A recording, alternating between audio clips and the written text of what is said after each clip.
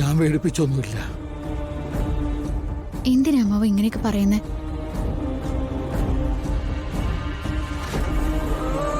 ഇവള് കുഞ്ഞാണെന്നെങ്കിലും ആലോചിക്കണ്ടേ? പണ്ടേ ഉള്ളതാ. എടുത്ത് ചാടി എന്തെങ്കിലുമൊക്കെ മണ്ടത്തരം ചെയ്തു വെക്കും. എന്നിട്ട് അനുഭവിക്കാൻ ഞാനുണ്ടല്ലോ. ഞാൻ പിന്നെ എന്ത് ചെയ്യണതാ നീ പറയുന്നേ? നിന്റെ കയ്യില് ഇതിന് എന്തെങ്കിലും പരിഹാരം ഉണ്ടോ? ഉണ്ടോടാ? കോടതി കാര്യങ്ങൾ തടയാനുള്ള എന്തെങ്കിലും മാർഗങ്ങൾ നിന്റെ കയ്യിലുണ്ടോ? ശരിയാ, വേണമെങ്കിൽ പിരിയാൻ തയ്യാറാണ്, ചാവാൻ തയ്യാറാണെന്നൊക്കെ നിങ്ങൾ പറയുമായിരിക്കും. ഇനി അതുകൂടെ കാണണോടാ ഞാൻ?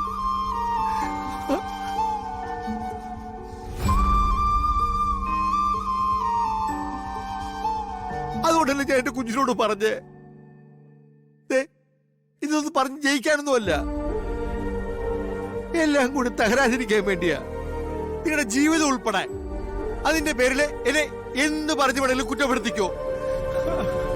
ദൈവമേ, ഇതില്ലാണ്ട് വേറെ ഒരു മാർഗവും തന്നില്ലല്ലോ ഈശ്വര.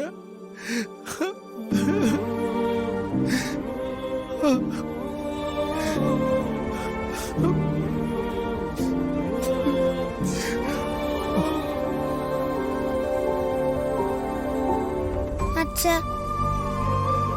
എന്റെ ആദിയുടെയും വലിയൊരു ആഗ്രഹമായിരുന്നില്ലേ നിത്യാമ്മയും അച്ഛനും ഒന്നിച്ചുണ്ടാവണമെന്ന്?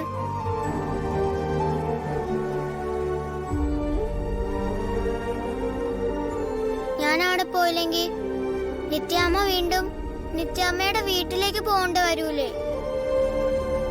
അത് വേണ്ട അച്ഛാ, കല്യാണി ഇവിടെ നിന്ന് പോയിക്കോളാം. എന്റെ അച്ഛനും അമ്മയും ഒന്നിച്ചിവിടെ ഉണ്ടായാൽ മാത്രം മതി.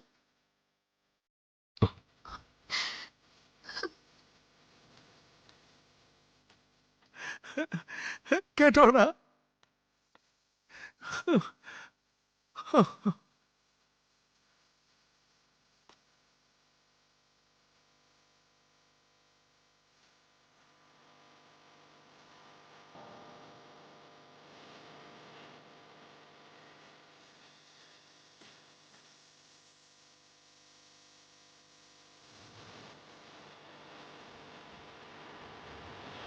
ഇതിനോട് പകരം പറയാൻ പോലും അച്ഛന്റെ നാവിലൊരു വാക്കില്ലല്ലോടി.